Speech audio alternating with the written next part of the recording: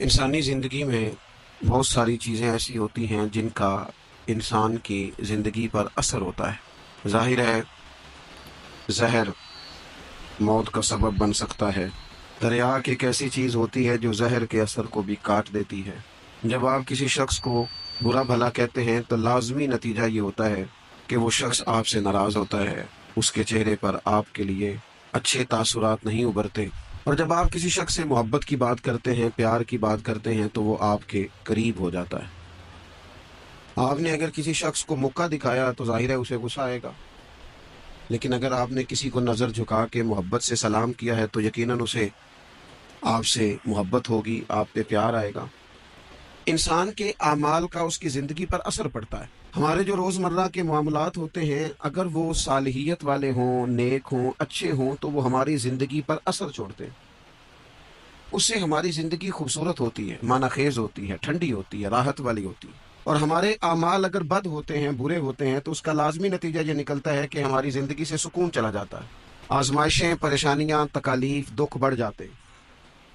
قرآن مجید فرقان حمید نے ان دونوں عنوانات کو بیان کیا، فرمایا کہ من عمل صالحا من ذکر او انثی، جو بھی نیک عمل کرے، چاہے مرد ہو چاہے عورت ہو، وہو مؤمن، ہو وہ مومن، فلنحیینہ حیاتا طیبہ، ہم ضرور اسے پاکیزہ زندگی عطا فرمائیں گے۔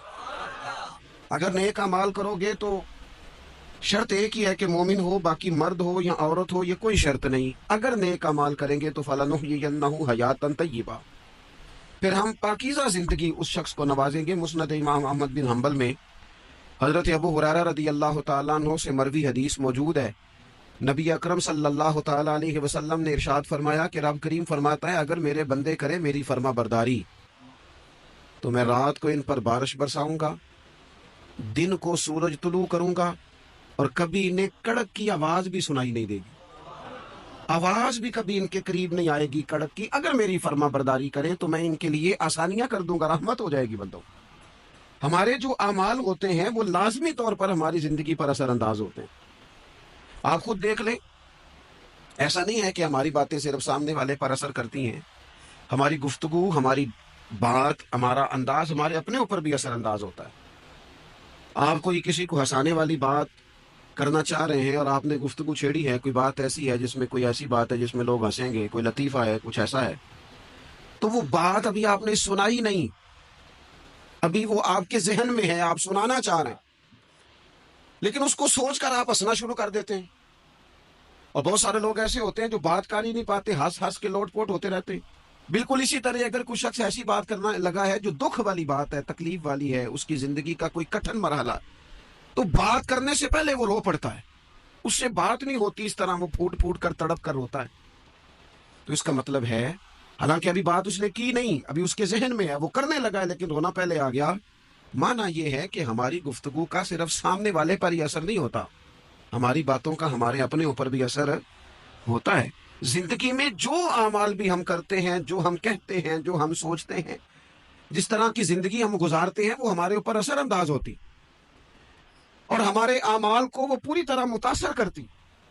اس لیے بخاری میں حدیث ہے، نبی اکرم صلی اللہ تعالیٰ علیہ وسلم نے فرمایا بندہ بولتے بولتے بعض اوقات ایسا جملہ بول جاتا ہے اسے پتہ ہی نہیں ہوتا، اور اللہ تعالیٰ اس کے درجات کو بلند فرما دیتا ہے۔ ایک جملے کی وجہ سے، ایک بات کی وجہ سے، ایک خیر کی گفتگو کی وجہ سے اس کے درجات بلند ہو گئے، اور حضور فرماتے تمہیں پتہ ہی نہیں ہوتا، اور تم بولتے بولتے بات کرتے، یعنی تمہاری گفتگو تمہاری زندگی میں خود اتنا اثر رکھتی ہے کہ تم بات کرتے کرتے بعض اوقات کوئی ایسی بات کر دیتے ہو کہ اس جملے کی وجہ سے تمہیں خبر بھی نہیں، لیکن اس جملے کی سختی اتنی تھی، اس کی سزا اتنی تھی کہ اللہ اس جملے کی وجہ سے دوزخ کا فیصلہ کر دیتا۔ کیا سمجھایا جا رہا ہے کہ ذرا نا سوچ کے بولو، ناپ تول کے بات کرو، اپنے جملوں کا وزن رکھو، جو منہ میں آیا ہے، جو طبیعت میں آیا ہے، جو من چاہے اسے کہہ نہ دو، پہلے ذرا دیکھو تو صحیح تم کیا کہنے لگے، غور تو کرو کہ تمہاری وہ جو گفتگو ہے وہ کس پس منظر میں ہے، کس عنوان پہ ہے، تم معافی ضمیر کو کن لفظوں اور کن جملوں کا سہارا لے کر تم بیان کرنے لگے ہو، تو ہمارے اعمال ہماری زندگی میں اثر انداز ہوتے۔ اور پھر یہ نہیں ہو سکتا کہ ساری زندگی انسان دوسروں کے رستے میں کانٹے بوتا رہے، اور دوسروں کے لیے گڑھے کھودتا رہے اور اپنا رستہ اسے بالکل صاف مل جائے، یہ ہوتا نہیں۔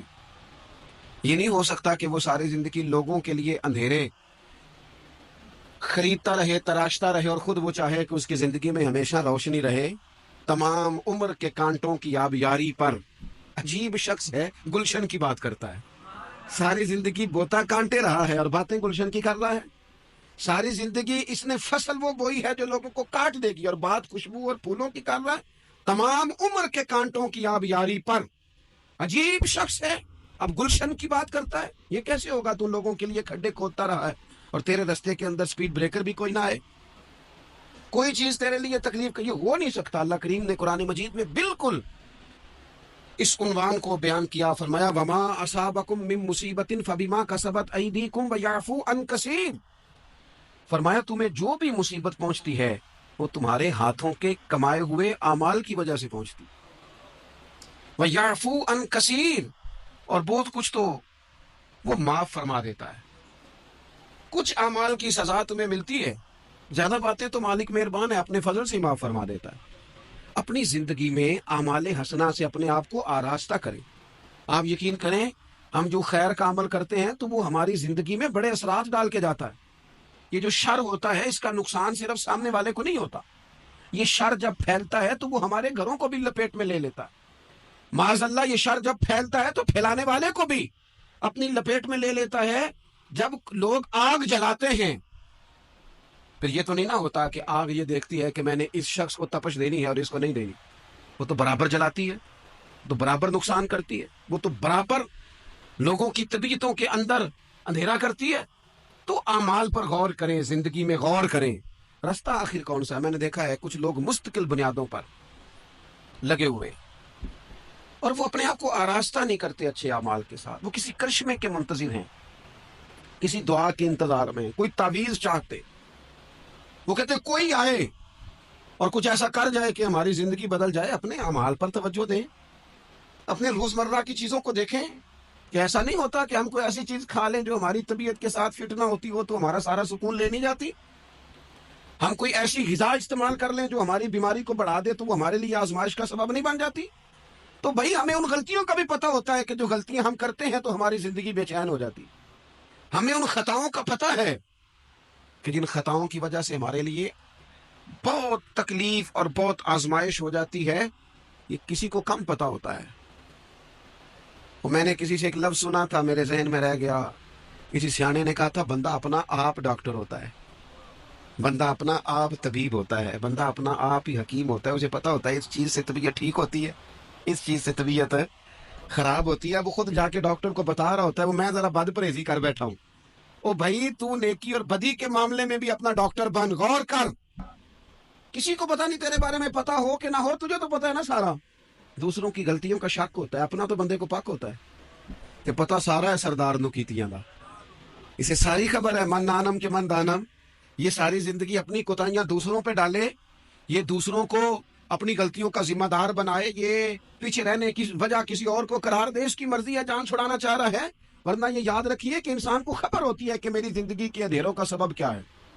اسے پتہ ہوتا ہے کہ یہ جو عمارت انکمپلیٹ رہ گئی ہے تو میں کہاں سست ہوا تھا تو رہ گئی۔ جس طرح اعمال حسنہ، میں نے دونوں مقام قرآن مجید کے آپ کے سامنے رکھے، جس طرح اعمال حسنہ نور پیدا کرتے ہیں، جس طرح نیکی زندگی میں سرور لاتی ہے۔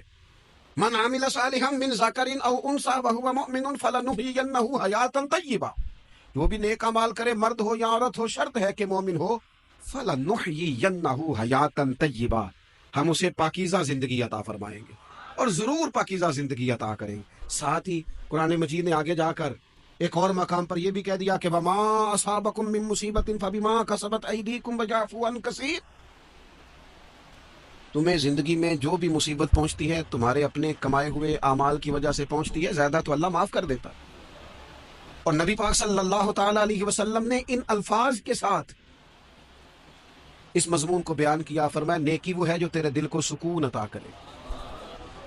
اب اس پر بھی غور کر لینا چاہیے کہ اگر کسی کی نیکی بھی اسے سکون نہیں دے رہی، اس نے اتنا راشن بانٹا ہے پھر بھی طبیعت کو سکون نہیں، تو پھر وہ دیکھ لے نیکی تو ہے پر ذرا معیاری نہیں ہو سکی، نیکی تو ہے پر رضائے الہی والی نہیں ہے، اس نے بڑے خیر کے کام کیے ہیں پر طبیعت پھر بھی بے قرار ہے، تو اس کا مطلب یہ ہے کہ نیکی تو ہے پر کہیں کہیں اس میں دکھاوا آ گیا ہے.